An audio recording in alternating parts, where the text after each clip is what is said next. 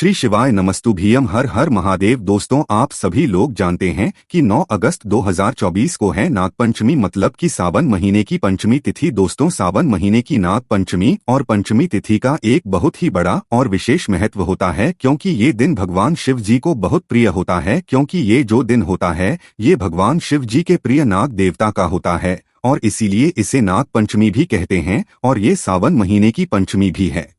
इसीलिए दोस्तों, इस दिन आप लोगों को 5 काली मिर्ची का उपाय जरूर करना चाहिए।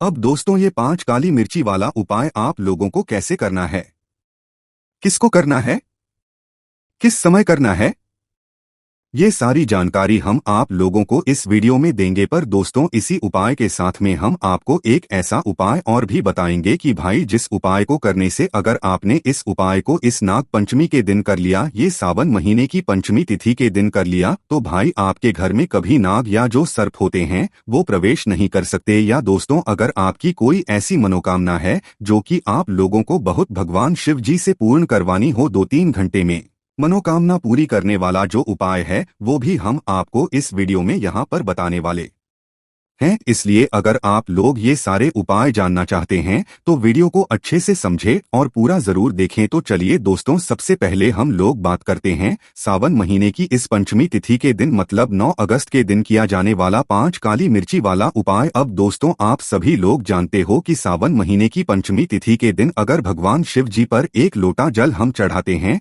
तो उसका जो हमें है वो बहुत बड़ा होकर मिलता है। और दिनों के मुकाबले सावन महीने की जो पंचमी तिथि होती है या नाग पंचमी होती है, भाई उस दिन जल चढ़ाने का एक अलग ही फल मिलता है। पर दोस्तों, यहाँ पर हम आप लोगों को बता दें, इसी में अगर आप लोग 5 काली मिर्ची वाला उपाय और कर लेते हो, फिर जल चढ़ाते हो, तो भाई आपकी जो भी मनोकामना होगी या आप भगवान से जो भी मांगोगे भाई वो आपको जरूर मिलेगा। ठीक है, ये आपके घर में कभी रोग और बीमारी प्रवेश नहीं करेगी। ठीक है, तो करना क्या है दोस्तों, जब सावन महीने की पंचमी तिथि के दिन आप सुबह भगवान शिव जी के ऊपर 1 लोटा जल चढ़ाने जाओ, तो भाई करना क्या है, अपना 1 लोटा जल सबसे पहले आपको तैयार करना है। 1 लोटा जल आप लोग अपना जैसे ही तैयार कर लेते हो तो भाई उससे पहले आप लोग शुद्धता का विशेष रूप से ध्यान रखना है। जिस तरीके से आप प्रतिदिन जल चढ़ाने जाते हो वैसे ही आप लोगों को ये वाला जल चढ़ाने भी यहाँ पर जाना है। पर ये वाला जो 1 लोटा जल है इसे आपको कुछ अलग तरीके से तैयार करना है, क्योंकि यहाँ पर हम 5 काली मिर्ची वाला उपाय कर रहे हैं। तो करना क्या है, सबसे पहले आप लोग अपना वह 1 लोटा जल लो। 1 लोटा जल भरने के बाद दोस्तों क्या करना है, आपको इस उपाय में थोड़े से गाय के कच्चे दूध की आवश्यकता यहाँ पर पड़ने वाली है। गाय का कच्चा दूध कहने का मतलब है कि शुद्ध देसी गाय के दूध की थोड़ी सी आवश्यकता यहाँ पर पड़ने वाली है। मतलब 1 चम्मच दूध की यहाँ पर हमें आवश्यकता पड़ेगी। तो इस उपाय को अगर आप लोग कर रहे हो तो थोड़ा सा शुद्ध देसी गाय का दूध आप लोग पहले से रखना। तो करना क्या है, अपना 1 लोटा जल पहले तैयार करना। उस 1 लोटे जल को तैयार करने के बाद अपना थोड़ा सा कच्चा दूध लेना, या तो 1 चम्मच ले लो, 1 चम्मच से भी ज्यादा चलेगा, कोई दिक्कत वाली बात नहीं है। तो थोड़ा सा कच्चा दूध आप लोगों को अपने उसी लोटे जल के अंदर डालना है जो आपने 1 लोटा जल अभी भरा हुआ है ना शिवजी पर चढ़ाने के लिए। उसी 1 लोटे जल के अंदर आप लोगों को थोड़ा सा कच्चा दूध डालना है। अब कच्चा दूध जैसे ही डाल देते हो तो दोस्तों उसके बाद में अब आपको अपनी 5 काली मिर्ची निकालना है, क्योंकि 5 काली मिर्ची वाला ही ये उपाय है। अब 5 काली मिर्ची जब आप लोग निकाल लेते हो तो उसके बाद में क्या करना है दोस्तों, जैसे ही आप लोग अपनी 5 काली मिर्ची निकालते हो तो जिस तरीके से आपने अपने 1 लोटे जल के अंदर वह दूध डाला है, शुद्ध देसी गाय का दूध भले ही 1 चम्मच या थोड़ा सा डाला हुआ है, उसी तरीके से ये 5 काली मिर्ची भी लेकर आप लोगों को अपने उसी जल के लोटे के अंदर डाल देना है। आपको अपनी उंगली नहीं डुबोना है, अपना हाथ नहीं डुबोना है, ऊपर से दूध डाल देना है और ऊपर से ही जैसे हमने आपको 5 काली मिर्ची डालना है बताया वैसे ही आप लोगों को 5 काली मिर्ची डाल देना है। देखो ना, 5 से कम डालना है ना 5 से ज्यादा डालना है, 5 ही काली मिर्ची लेना है। काली मिर्ची आप सभी लोग जानते ही हैं, गोल गोल होती है, काले कलर की होती है। तो 5 काली मिर्ची आप लोगों को अपने उस जल के लोटे के अंदर डाल देना। जैसे ही आप लोग अपने जल के लोटे के अंदर थोड़ा सा दूध और 5 काली मिर्ची डाल देते हैं, उसके बाद में आपका ये जल का लोटा तैयार हो जाता है। सावन महीने की पंचमी तिथि के दिन ये 5 काली मिर्ची वाला उपाय करने के लिए तो करना क्या है। अब आप लोग शिवजी के मंदिर पहुंचिए। जैसे ही शिवजी के मंदिर पहुंचते हैं, भगवान शिव जी के दर्शन करके आप लोग शिवलिंग के पास में आ जाइएगा। अब शिवलिंग के पास में जैसे ही आते हैं दोस्तों, तो आप जो अपना 1 लोटा जल 5 काली मिर्ची वाले उपाय को करने के लिए तैयार करके लेकर आए हुए हैं, इस 1 लोटे जल को भगवान शिवजी के शिवलिंग के ऊपर चढ़ाना है। ये जो जल है ये आप लोगों को 1 ही लोटा लेकर आना है। 1 ही लोटे के अंदर आपको दूध और 5 काली मिर्ची डालकर लेकर आना है। घर से डालकर लेकर आना है, मंदिर में आकर नहीं डालना है। मंदिर में जैसे ही आपको पहुंचते हो तो शिवलिंग के ऊपर आपको इस जल को चढ़ाना है। शिवलिंग के ऊपर इस जल को ऐसे चढ़ाना है कि जो आपने सामग्री मतलब 5 काली मिर्ची अपने जल के लोटे के अंदर डाली हुई है, तो अपने आप जल के साथ में शिवलिंग के ऊपर समर्पित होती जाए। उनको आपको छूना नहीं है, उठाना नहीं है। जल के साथ में आप लोगों को अपनी 5 काली मिर्ची है जल के अंदर डालकर जो है समर्पित कर देनी है। इस उपाय को करने के बाद दोस्तों आप खुद देखना कि आपके घर में एक अलग ही खुशी होगी। आपके घर में कभी कोई रोग और बीमारी प्रवेश नहीं करेगी। अगर आपके घर में कोई बार बार बीमार भी हो रहा होगा, किसी की तबीयत भी खराब हो गई, तो वो एक धीरे धीरे करके जो है दूर होना शुरू हो जाएगी। पर इस उपाय को करने के बाद मतलब ये 5 काली मिर्ची वाले उपाय को करने के बाद आप भगवान से एक बार अपनी मनोकामना जरूर बोल देना। अगर आपके घर में कोई रोग और बीमारी से यहाँ पर परेशान है तो भाई यहाँ पर 5 काली मिर्ची वाला उपाय पूरा हो जाता है। उसके बाद में दोस्तों अब हम बात करते हैं दूसरे उपाय की, जो कि है दोस्तों हमारे घर में से नाग देवता को मतलब हमारे घर में अगर सर प्रवेश ना करें या नाग देवता प्रवेश ना करें तो उसके लिए हम कौन सा उपाय करें।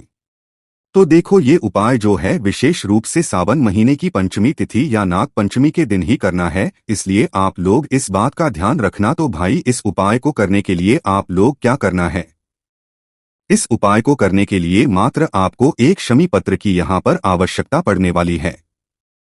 क्या?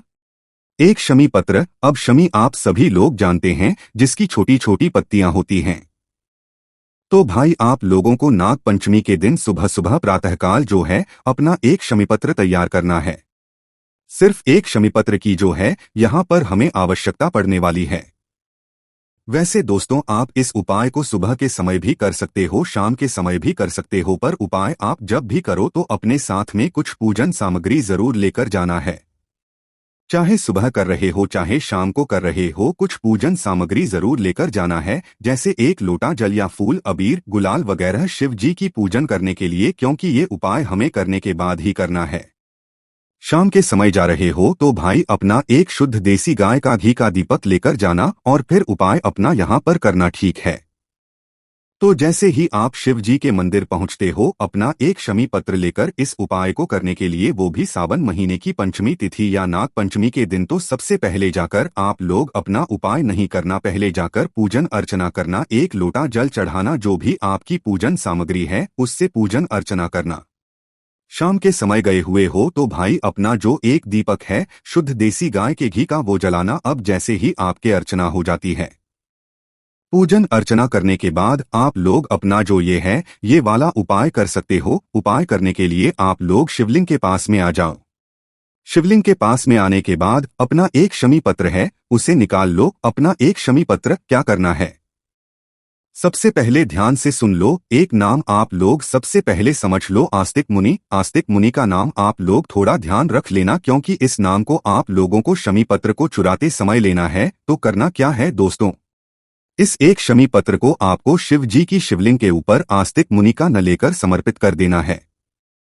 क्या? आस्तिक मुनि का नाम लेकर इस एक शमी पत्र को आपको भगवान शिवजी के शिवलिंग के ऊपर समर्पित कर देना है। आस्तिक मुनि का नाम जरूर लेना है, तभी आपका ये उपाय काम करेगा।